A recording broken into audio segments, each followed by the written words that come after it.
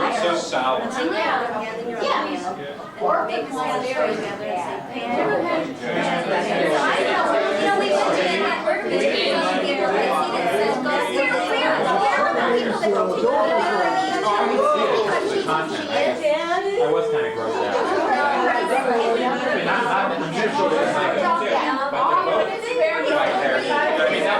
Lined up together. They're both. Hey, Andy, get down. Andy, get down. Get down.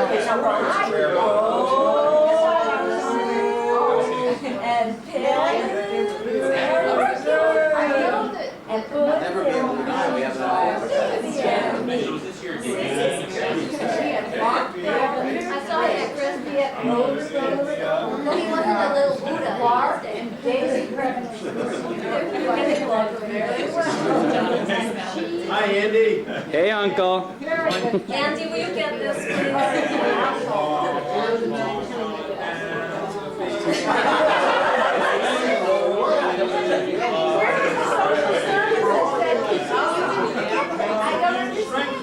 I tried that. So I took it in my arm. how about fight fiercely? I pounded this into Yale was all around. But they still, and she's still Well, we don't know what's going on either.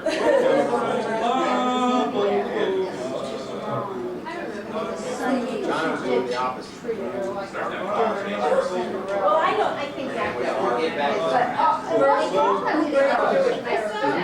Sure, why not?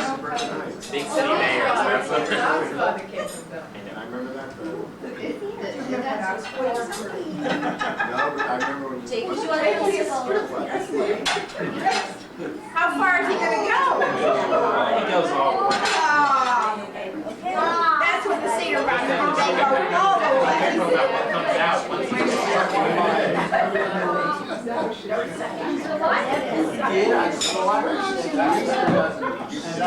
You just want your high chair here, is that what you're trying to do? Okay, let's move on. Keep talking. He did.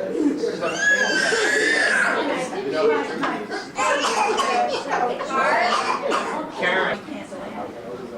Why are the lights on? I forgot, Karen, I forgot to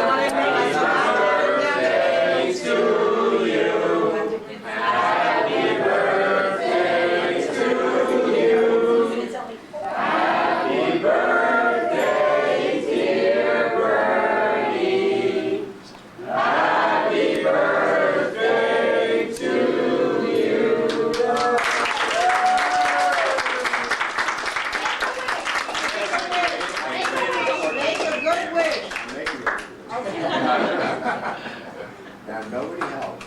Okay. I wish the chick stays the same. Yeah,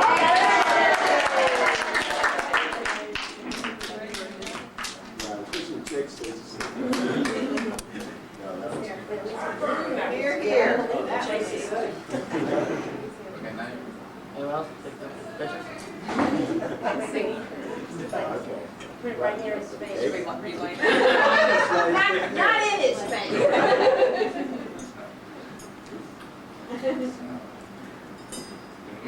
I think his wife has a lot to say for that. Well, we're all here to celebrate my father's birthday, and one of his great talents, among many he has, is making toasts and speeches, but we decided to turn the tables on him and offer a few of our own. And since I'm the little brother, of course, my first duty is to defer to my older brother. So we're going to let Dan start off and have him speak for both of us. Thank you. First, a little story. A man walks into the synagogue, wraps his towels around him, begins to pray fervently to God. Oh God, I'm in so much trouble, you have to help me. My wife is sick, she has to see the doctor, I can't afford the bills. My daughter is pregnant, she and her husband are unemployed. I don't know what I'm going to do. Oh, please God, you have to help me. Let me win the lottery. A year passes, nothing happens. The man goes back to the synagogue, prays again. Oh God, things are worse. My wife now needs surgery. Can't afford the bills. All of my children are unemployed. I don't know what I'm going to do. You have to help me. I have to win the lottery. Yet another year passes, nothing happens. man is back in synagogue. Oh God, it's even worse. My wife is sick or she needs a second operation. My children are still unemployed. You have to help me. I must win the lottery. Suddenly a voice comes down from heaven. So, meet me halfway. Buy a ticket. On some levels, that story is apropos of absolutely nothing. I just like it. But you're going to relate it to On another level, that story represents, I think, everything that my father is not, because he has always met everything, both in his personal and professional life, not only halfway, but all of the way. Before I go any further, I just want to thank my mother and my brother for arranging the festivities tonight. They did a wonderful job. I'm a little surprised my brother let me speak tonight because he's spent the last day and a half watching my older son behavior toward my younger son. It's bringing back all these conscious memories of my abusive sibling behavior. And I was a little afraid that he would throw me out before I had anything else to say. I think before I go any further, I have a couple of presentations. First, since every birthday boy needs a crown, I'm a very small way like this, to present the official birthday crown, which reads, "Still perfect after all these years." Put this on.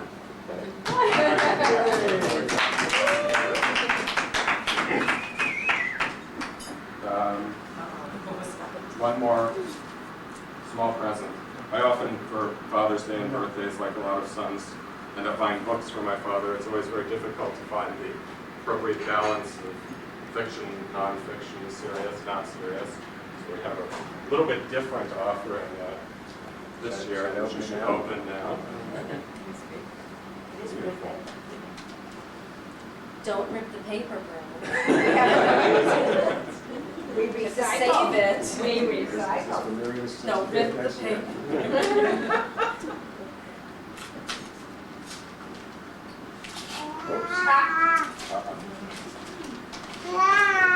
Okay, Sandy. Burn on his own. Written and illustrated by Sid Hoff. Sort of for your grandchildren more than for anything else. Here, you want to do the artwork or you want to do Thank God Jakey is asleep. But Jakey did create several pieces of artwork for Bernie, especially for the for this birthday. Here's a plate with paint. This is for your office, by the way. It's an advisor, hi. That's beautiful. That's Mickey the Mouse. Montreal. Hearts with glitter paint. That's wonderful. That's great. Paint used with eyedroppers. Feathers. Wonderful. Grandfather, really. He was going to do the presentation, but he's asleep. Aging is a funny thing. We don't like to talk about a lot in this family. My father's always the first to remind me that for every year that he gets older, I get older. Exactly one more year, which is a problem. And it's actually much worse than that. I figured yesterday when I was 20 and he was 50, I was only 40% of his age. But now I'll be 35 soon, and he's 65, so I'm up to 54% of his age.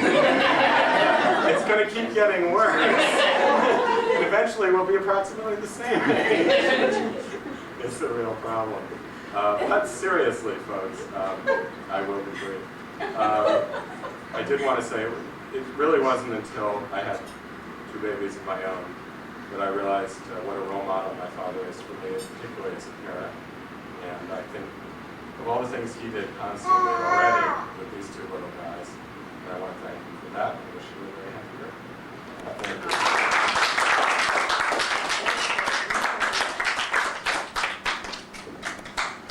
Okay, well we have, after the first older brother, we have the next, a lot more. the original older brother and Who goes with partner. Who works with his wife. Wait, you have a little outfit to put on. Right? Don't show, don't get No? Okay. Don't ruin your hair, Ben. Oh, I didn't. Bernie and Harvey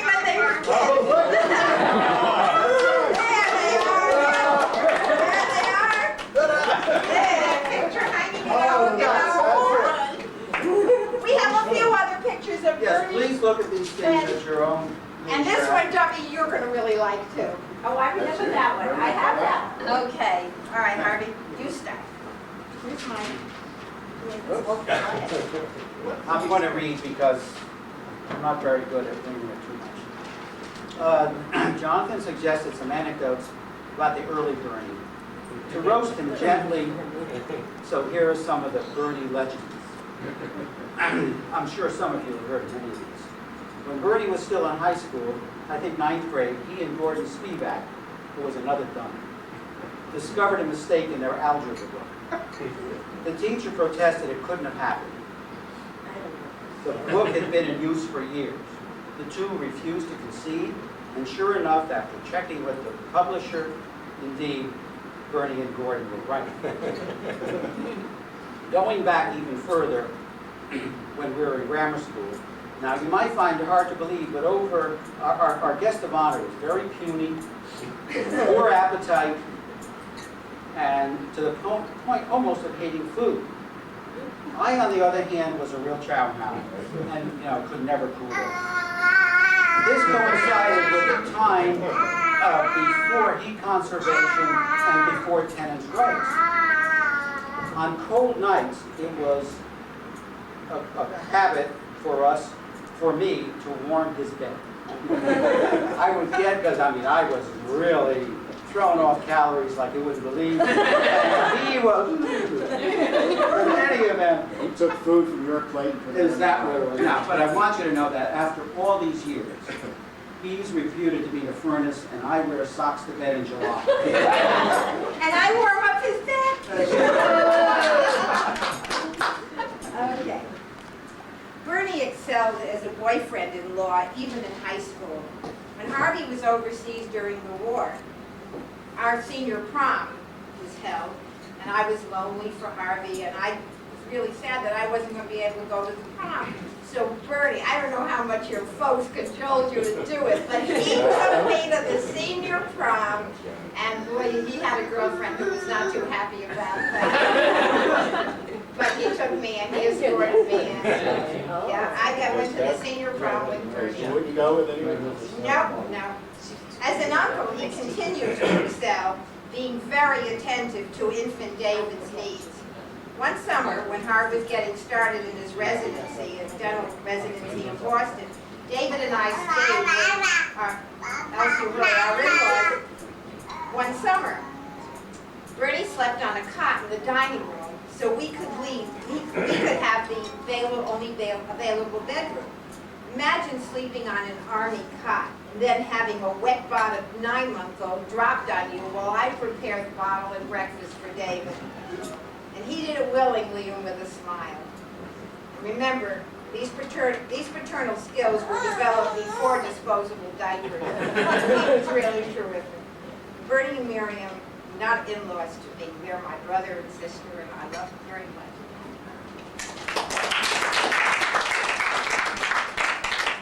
Now, these two think Bernie is a complete paragon of all known virtues. Let me cite the following only two. Take it easy.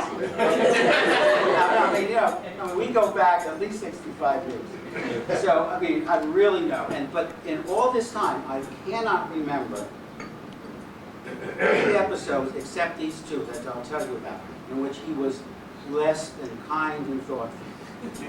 The first one was when we were kids. I got a BB gun. Here it is. And we were playing Cowboys and Indians. And he came charging over the hill, and with my trusty BB gun, I literally shot him in the head. And it blew, drew some blood, and I knew I was going to get my tuition really loud and, really red. He never squealed. But in the meantime, what he did do was to blackmail me. He would walk around, if I didn't give him what he wanted, or whatever, or Harvey hit me in the head with a BB. And this went on for 4 months. And in retrospect, I really doubt that he really would have squealed. But you did get a lot of mileage. The only other episode was recent, But actually. you got even the first time I sat in your dental chair. That's probably true. I did extract the wrong tooth. You forgot to know the game.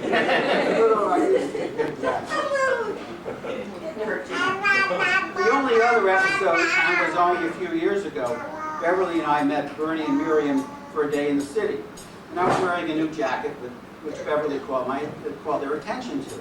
And Bernie looked it up and down, sort of nodded a little bit, approvingly, and then turned and says, "Why are you buying new clothes at your age?"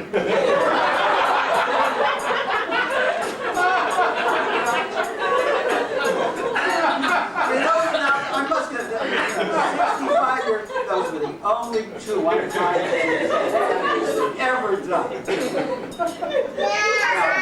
That's right, you'll notice he's not wearing anything. I'm not a hypocrite, Harvey.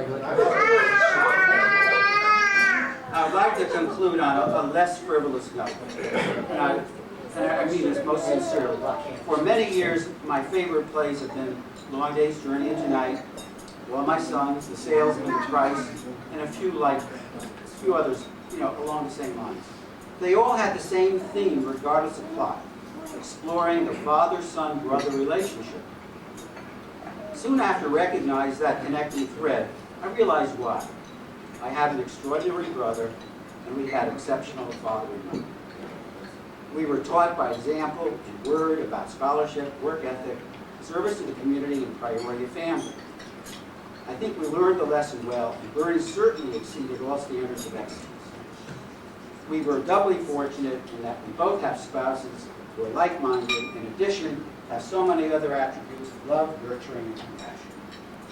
Bernie, borrowing from unnamed sources, here's to the R in brother, or without it, it'd be a Bob. Here's to hoping you live forever, and mine is the last voice you hear.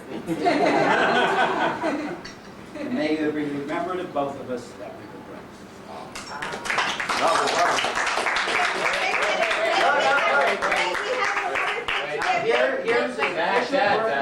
Here's his official birthday card, and I invite everybody to come up and sign this at some point during the rest of the evening. Let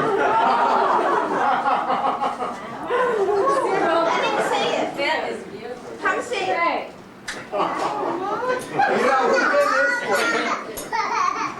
Right. Bernie, go stand there. Isn't that something? Yes, I have, that's fine. I'm going to leave magic markers here. Please, everybody sign right through here. That's where it's going to be. Marvelous likeness. I got a hold of a couple weeks ago. That's fantastic. And he got the pictures all signed. And it's really Evans? Yes, but look what he got. Oh my goodness, I look got at him that. together. And he got through his various, printing things.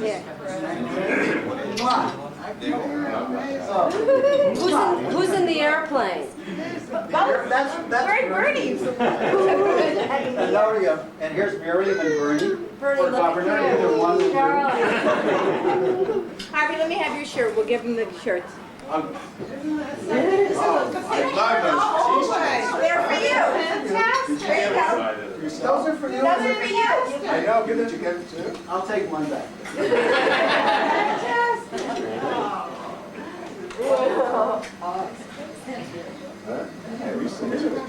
Come on. Okay. Wow. It's in our hall. That's hanging in our hallway, Karen. We have that picture. Okay, we've heard from a couple of Cedarbaums, That's so now for a change of pace, we're going to hear from a couple of Shapiros. Jane, would you come over here as we do this thing? Basically, while Jane is coming over, I will explain. You're now going to hear from a non-bloodline. You are now going to hear Bernie as he really is. I thought when I came in this evening that I was the person who knew him third oldest, but it turns out it's fourth oldest. He had his brother, his wife, he had Beverly, and there's me. And there is Jane here. And you have to understand that Bernie and our family is not bloodline, but he has represented many, many, many things. And Jane and I are going to try to present as well as we can the Bernie we know, the Bernie we love mainly, and Bernie as Bernie is. I should say that Robert, Jane's brother, my son, could not be here, and he's heartbroken. He had to be ushered at a wedding, but we did talk with him. So we have captured from Robert the essence of Robert's view of Bernie, of Jane's view of Bernie, and of my view of Bernie. And you will hear what a fair, objective, non-family view of Bernie is. Not bloodlines. I mean, there is a difference. Jane, you're bloodline. You're bloodline with Miriam, but you are not a bloodline with Bernie. So I should start out by saying that Bernie, really, I first heard about Bernie before I met him. He was my kid's sister-in-law's date. I mean, I was married to Ruth, and Miriam was the younger sister, and Miriam had a series of dates. I heard about them usually, sometimes from Ruth, sometimes from Miriam. I never do that.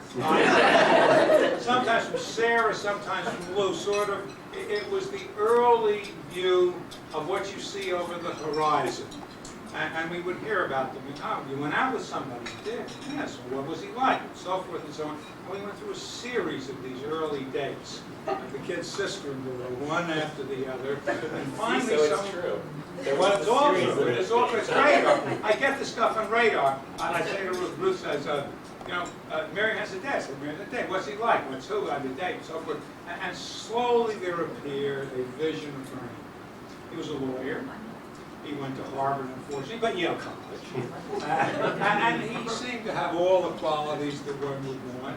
And as he appeared through the horizon, slowly and slowly and slowly, we got to see Bernie. And this is sort of like one of these pixels in the television set. Bernie appears, and finally Bernie arrives. I remember the first time I saw him. He seemed like a lovely guy. But okay. And I remember really the many, many, many occasions that Ruth and I, before you were born, dear, had with the family in New Haven. We were with your parents in their house, and we met the people. We had so many lovely occasions.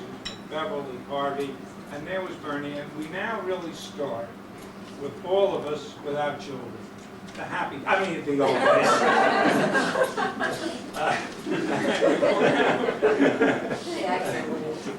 We all knew each other. None of us had children. You have to understand. We were once innocent. We were once just people, not parents. And it's an interesting view. Because when you become a parent, it's a different view. Pre-enlightened. Yeah, pre-enlightened. Okay. Pre-enlightened. Pre-enlightenment. The first thing that I would like to talk about, we're going to talk about first a series of vignettes of Bernie as we've seen him, and the second part of this discussion will be Bernie as a role model, sometimes unwilling for me, because he was held up to me by various members of my family. But first we will talk about Bernie just as he exists. The first thing I would like to talk about Bernie as we see him is Bernie as a tennis player. Now, we have a tennis court in Westport. And I'll tell you a little bit about the way that Robert and I see Uncle Bernie's view of Westport. Basically, Westport is Uncle Bernie's tennis court. It happens to have a house and some relatives attached. Basically, it's a tennis court. And you know, sometimes when visitors are coming over, we discuss, Robert and I would be there, we talk, you know, should we have maybe some, drinks first, maybe some more drinks? We don't know, and I kind of wanted to play quickly. Mom said, maybe, we should sit. Dad said, well, we'll see. And there was no discussion. Uncle Bernie, where are we going to play? Who's ready? Who's going to play? The ball's up. Who's going to play? He was more ready than we were. We were there. He had to travel, but he was all ready. Go ahead. Bernie sets high standards. He sets high standards for himself, as one would expect and understand. He sets high standards for his partners, which he understands. Sometimes his partners understand less. But he also sets high standards for his opponents. Anybody misses a shot. He misses it. Why'd you miss it? And his opponent misses a shot. Bernie roots for everybody. And Bernie is expressive of a view on tennis. He thinks it should be played as sort of an art form. And if you fail in the art form, you're in deep trouble. It gives helpful hints to everybody. Why don't you move over? Why don't you? I mean, hey, what's the matter with you? How come you missed it? I mean, why didn't you turn your I'd back? just like to say for my mother that my mother always used to say, so I say, you know, Uncle Bernie gives a lot of helpful hints. She'd say, not to me, I'm hopeless. He doesn't even bother. He just knows there's no point with me. Now, you know, Miriam has received over my lifetime with Bernie a number of helpful, as he thought, hints. It's rare that they play together when Bernie is not helping Miriam in some way, some expression of, why don't you come forward? Why don't you turn the racket around? Why don't you take that in the back? Why don't you do this? And as Robert and I agreed, it's lucky it's a tennis court and not another kind of court, because otherwise he might be held in contempt. So, we now see Bernie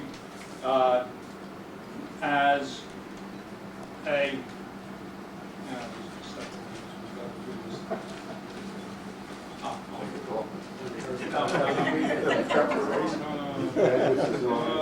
we have lots to say. Yes, oh yes, yes. Now the next thing we see is Bernie in his capacity of running a Seder. The family divides holidays. Among others holidays, the Seders are Bernie's. Now, would you describe, Jane? Okay, well basically you have to understand, you know, I think most of you in our family, there's two schools of Seder thought. There's the more leisurely school and there's the more expeditious school. And the king of the more leisurely school is Aunt Miriam, I'd say maybe Daniel, maybe my brother. The more expeditious school is Uncle Bernie, Dad, me. And you'd think, you know, Uncle Bernie's running the Seder, maybe the expeditious school would win out. But try as he might to skip over what in Aunt Miriam's mind are key passages. He doesn't get too far. Because, although Aunt Miriam may seem to be ensconced in figuring out exactly how the Hebrew was translated from that English, because it couldn't be right, and how did they do this? We don't even know Hebrew. But you know, respect that Aunt Miriam's living some scholarly way, she seems to be, but she never loses sight of the bigger picture, and skip ahead though he may, he is always brought back to where we were before. So, in fact, we decided, thinking about this further, this really shouldn't be called so much Uncle Bernie as a Seder runner, as much as Uncle Bernie sitting at the head of the table during the Seder, so that Aunt Miriam can make sure he does what he's supposed to do. And now we have Bernie as a lawyer. I am not, for this group, going to tell you all how Bernie almost got disbarred before he became a lawyer. There was a time, which I'm about to tell you, Which Robert reminded us. of which there was a false entry made in an important document at Harvard Law School. And that false entry almost caused Bernie to lose his license as a lawyer. But we will not talk about that. We will talk about other things. Bernie is a lawyer. And basically, Bernie has been, I mean, his career at the bar, I won't need to speak about. But the most important thing is I look at Bernie as a lawyer because I'm his client. About 5 years ago, I went to Bernie as a client. Let's go back to that false entry. Oh, we went back to false entry. Well, let me tell you about it. The false entry. This is Robert's contribution. This false entry had something to do about a woman. And there was this, the false entry was Bernie. Look at him now. You would hardly believe this. He's happy marriage with Miriam. He was at Harvard Law School in the dormitory, which at that time had parietal rules. You know what parietal rules are? You can't keep a woman in your past whatever the time Can't let is. her into your room. Well, let her into your room. And indeed, as there was the rule when I was going out, I guess you had to keep your door open when you were visiting a woman, and 1 foot had to be on the floor. Now, I must say, it wouldn't bother me at all. But at that time, it seemed to stop people from doing things they shouldn't do. I mean, if you sort of think about it, 1 foot on the floor, I mean, it doesn't really stop. So Bernie apparently, the story goes, as I've heard it, had in his room a woman, lady, girl, whatever it's called. He apparently decided, for whatever the reasons were, he would keep her past the parietal hours in the room, and he signed out that she had left. And Harvard has an honor system. You sign someone out. That's it. No one ever questioned it again. So this Bernie signed her out. One would not think that Bernie, but you know, love, youth, who knows, whatever it may be at that time. Signed out this lady. I will not talk about what happened between the time he signed her out and the time she left. But when she left, she had to get a taxi because Bernie was not about to drive her home. He didn't have a car. But he did call up the taxi, and the taxi came, as it should, at whatever hour it may be, after whatever was done. And the taxi honked on the horn, boop, boop, boop, boop, boop. And the person in charge of the books said, what's going on there? And this young lady came out, and it was found out that she left. And the story, the charge against Bernie was not that he was having a dalliance with some young lady, but that he had signed her out falsely. And as I understand it, it went up to the highest levels of the Harvard Law School.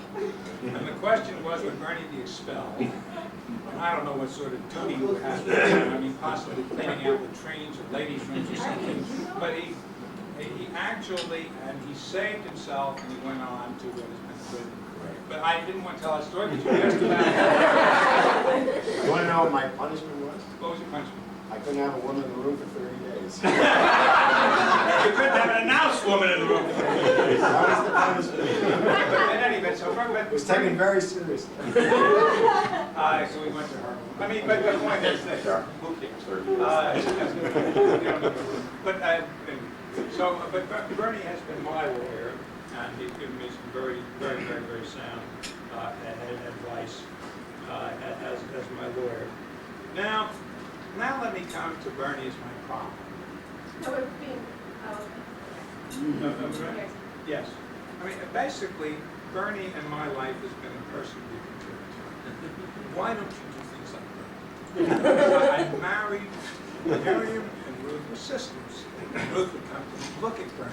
Look at his clothes. Look at the way Bernie dresses. Clothes horse. You remember that, Jane? Actually, and I would come and I would say, oh, there's this line from Guys and Dolls, and this really reminds me of Uncle Bernie, a line that goes, she's talking about what she wants and who she loves, and then this guy she's talking to, he goes, you have wished yourself a Scarsdale Galahad, a breakfast-eating Brooks Brothers type. And I say, Bernie never went to Brooks Brothers, J Press only.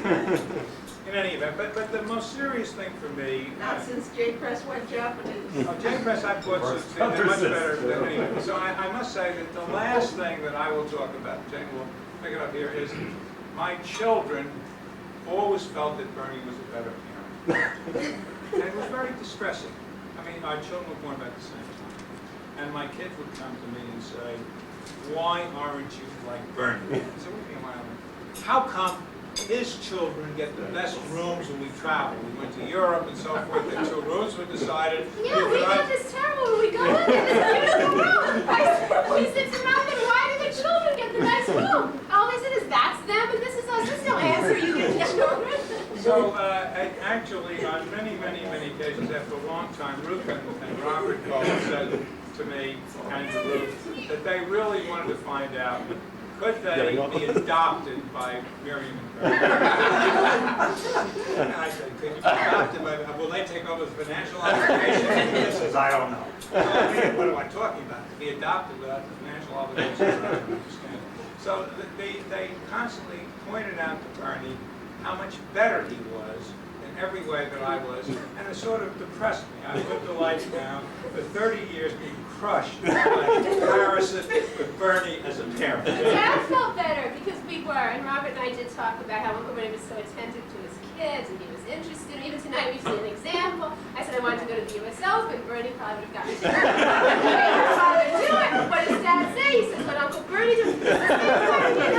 The theme continues, and I did. I thought Uncle Bernie was the easiest person in the world in every way. Until I got to see our next category, which is Uncle Bernie as a traveler. Well, the other day I came across a cartoon which I cut out. It's a Kathy cartoon. I really like Kathy. You can't see, but I'll read you what it says, and then you can pass it around. Okay. Kathy's mother. Kathy's going away on a vacation with her parents, so she's on the phone. The mother says, well, to make sure we make the 5 p.m. cruise, your father booked us on a 9 a.m. flight that will get us to the boat by noon.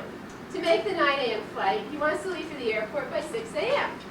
To make sure we leave by 6 a.m., he wants you at our house by 4 a.m. To make sure you're here at 4 a.m., he'll give you a wake-up call at 2 a.m. To make sure he's up to give you the wake-up call, I'm going to make a big pot of coffee at midnight, and your father will sit in a chair staring bug-eyed at the clock for 2 hours. And Kathy says to herself, my dad, another trip, another 10,000 bonus miles on the Frequent Warriors program.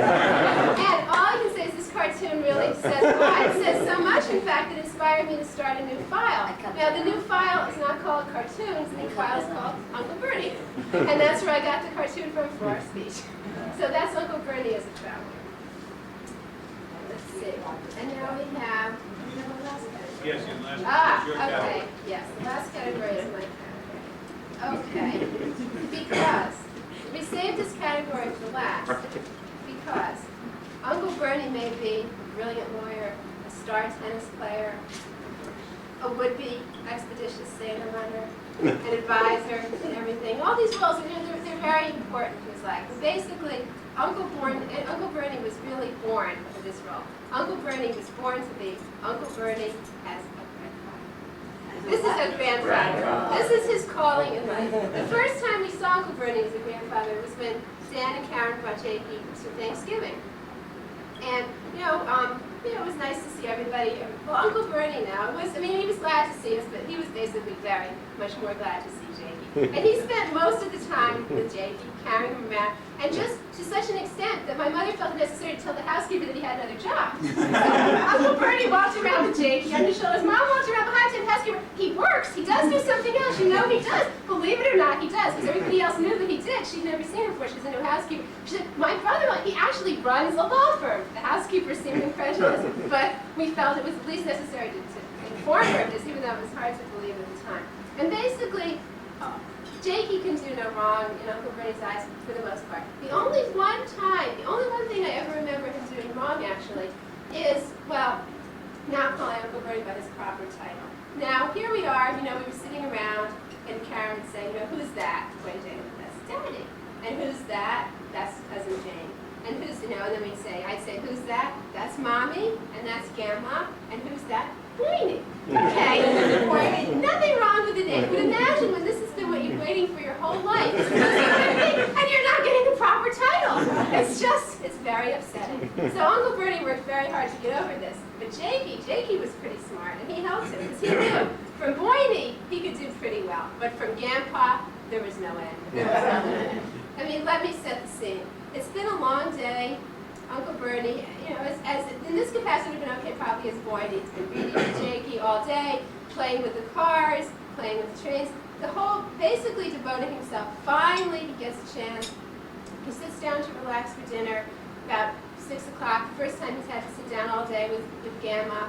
Jakey's no fool. He knows it's going to be his Grandpa that he walks over to ask an hour and a half's help assembling the Jeep, which Grandpa got and which Jakey loves so much because Grandpa got it. And Grandpa's over assembling the Jeep. No problem about that. It's definitely only in his capacity as Grandpa that another occasion when Jakey was in the mood for a snack, and we went through some of the various possibilities. Maybe he felt like a cookie, but he didn't feel like a cookie. Maybe some fruit, but that wasn't quite right. Okay, Jakey was in the mood for ice cream.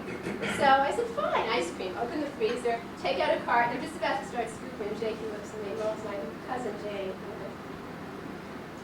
As if he really felt sorry, but I didn't realize this. That's not ice cream, he says. That's frozen yogurt. Jakey wants ice cream. Well, Jakey didn't just want ice cream. Jakey wanted Haagen-Dazs vanilla ice cream. And only Uncle Bernie, in his capacity as Grandpa, was going to go out in the 4-degree December evening to get Jakey vanilla Haagen-Dazs ice cream. So basically what I can conclude is that if we could all be as kind to our fellow people as Uncle Bernie is in his capacity as Grandpa to his grandchildren, all the world's problems would be solved. So we end with this note that we have this example here. It will just help us for future peace, love, and happiness, if only it's love. I'm going to go from here to Bosnia.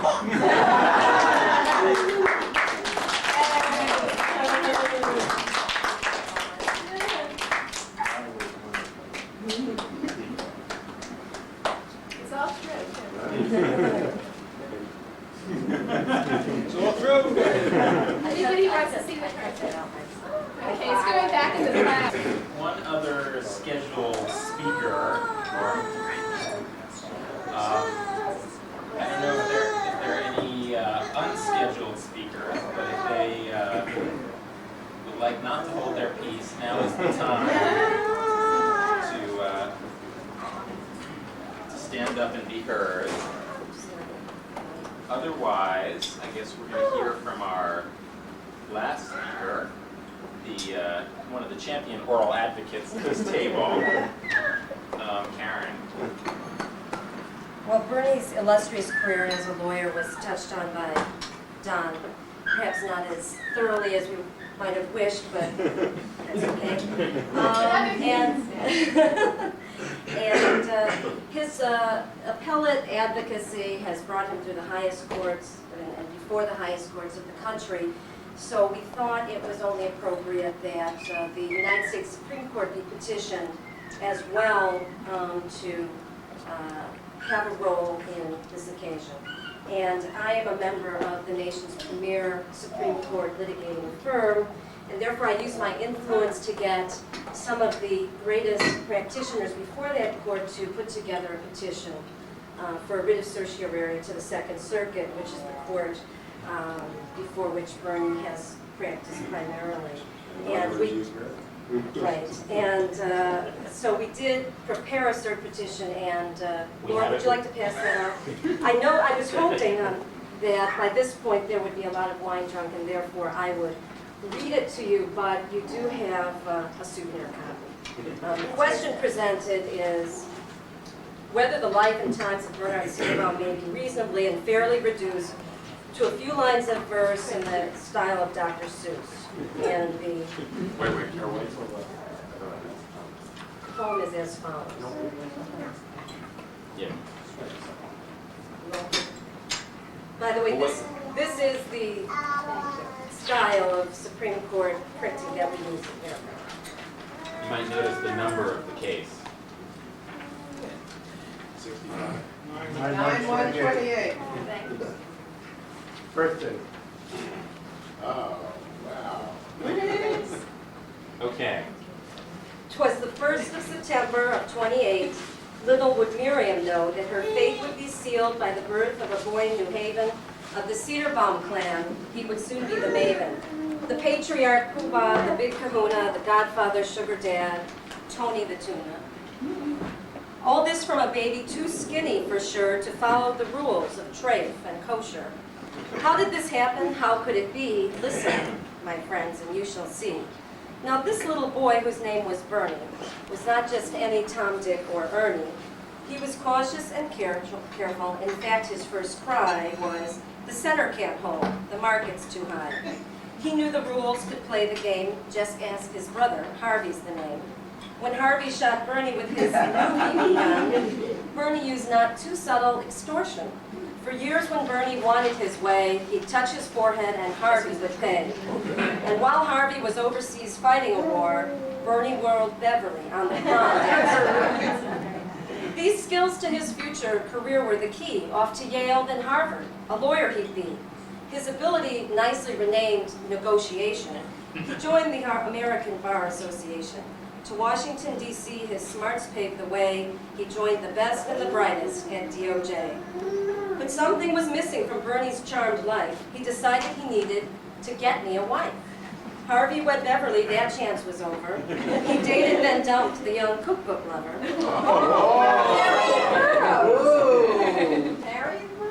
Then one day he met a quite cute little dish who joined him for lunch and ate her rockfish. And using the oldest trick in the tome, he gallantly offered her a ride home. Now here the stories start to diverge, undoubtedly due to that most human urge to revise history, massage the facts, and that age-old victim truth gets the axe. Miriam says dozens wined her and dined her before Bernie finally was able to win her. But Bernie tells children, friends, uncles, and aunts that he was clearly Miriam's last name. Although the whole truth may never be known, the seeds of marital bliss were thus sown. And while the word was not yet in use, one could certainly these two accuse of being yuppies ahead of their day. With their dual careers, all work and no play, the fast track was theirs in more ways than one, for marriage contains some elements of fun. As a result of which 2 little apples did fall near to the tree, to the delight of all. Jono and Daniel kept Mom and Dad busy. The mortgage and bills kept Bernie in a tizzy. But amidst all of this, Bernie managed to get a dog named Cookie and a bicycle yet. Bernie became a partner at an elite Wall Street shop. No doubt about it, he was cream of the crop. A house, a car, other possessions ensued, trips to England and France where rien was perdu. For vacations, Scroom Lake was a much loved spot. Impaling worms was his strongest suit. Not. The boys went to Harvard. Where else would they go? They've got Bernie's brains, and you reap what you sow. And let's not forget his 2 littlest boys, Jakey and Sammy, and all of their noise and their toys and their diapers, their messes and more. Bernie's in the thick of it there on the floor, playing and reading, cuddling and cooing, fixing their boo-boos when they're boo-hooing. The light in their eyes when they see Grandpa shows they adore him completely from their heads to their toes. Now he's not perfect. I don't mean to imply he's a boring or dull and uncomplex kind of guy. He's got his quirks. For one, he's a worrier. What's more, he's a first-class certified hurrier. He's chronically early, and you will learn, before he has left. He has planned the return. But he has his reasons. He wants to make sure that his children and Miriam are safe and secure. Let's look at the good side. Although it hurts, he wears Chicago Bears and Bulls t-shirts. He babysits endlessly, and to show how he cares, he taught baby Jacob to climb down the stairs. He played soccer with Jono, hockey with Dan. He's a regular, good sporting family man. A lifetime of values and care were instilled by Elsie and Willie, who reaped what they tilled. With love and hard work, they met burdens and cares. The immigrant's dream was soon to be theirs. Revered Dad and Mom raised 2 wonderful sons, with good sense and warmth, both measured in tons. In the dress shop, Bernie learned how to sew, and a respect for the workers that was more than mere show. So on goes the story, we all know the rest. The children leave home, each to their own nest. Their careers and studies each to pursue. In Dan's case, he added a child or 2. And Bernie's dreams have come to fruition. Children, grandchildren, Yale Law School tuition. A wife who's a judge, and a beauty to boot. The respect of his peers, and a whole lot of loot. Friends and family who admire him dearly. Hey, let's have compliments like this twice yearly. But the reason we're here, don't be shy, this is true. We've gathered here, Bernie, because we love you. Oh, this is wonderful.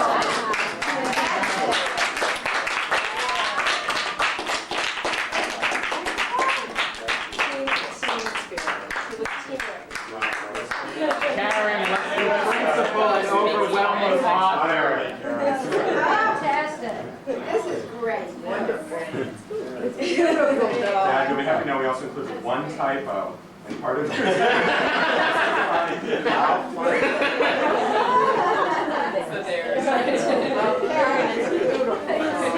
That was good. Well, Daniel said to me earlier that I should say something funny and sentimental. Miriam said, don't worry about it. When they get through with you, nobody will want to hear anything. Which is probably right, but I can't. I mean, the sentimental part is easy. The members of my immediate family know that I'm not very comfortable in this position. But anyway, now that we're all here, I have to tell you that I'm very happy about it, and I really enjoyed it and had a lot of fun. Mostly because most of the people who mean the most to me in the world are here. Not everybody, who obviously couldn't make it, but it's very, very meaningful to me and enjoyable to me. And I don't want to sing on anyone in particular, but there's Vanessa, the newest member of our family, who most of us have met for the first time on this get-together. So it's really nice that we can all come together in one place and be together. And I just want to thank you all very, very much for being here for this wonderful party and all the nice things that have been said. Some not so nice. Mostly nice, and I'm really very, very touched. And thank you. I better sit down.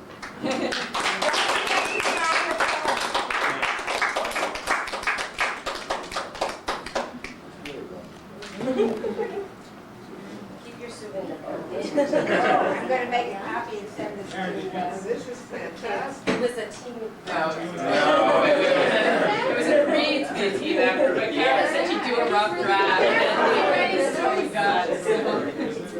Karen, I want you to look forward. Karen's gonna be writing stories for her kids. I can see it. That's the next thing. Beverly, where did you from? Anywhere you want. Yeah, wherever you would like. It'll be hard if we have a party for Karen. There'll be nobody to write home. Well, we'll work on it. She's now, she wants a 40. You can start. Lots of times. Want to see what other poems she's done. I want to see She learned this from Laura. Oh, really? Quiet at last.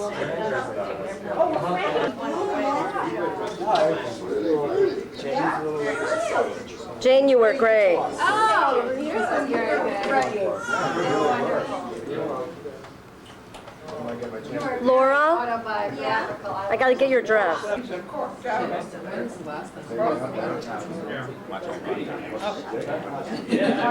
me just put this somewhere where, let me just put this in. I'm gonna put this in the carriage. That's great. Jim, Laura, Hi. Does that record our voices too? yes, Oh, I have to speak lower right. without the Chicago nasal A.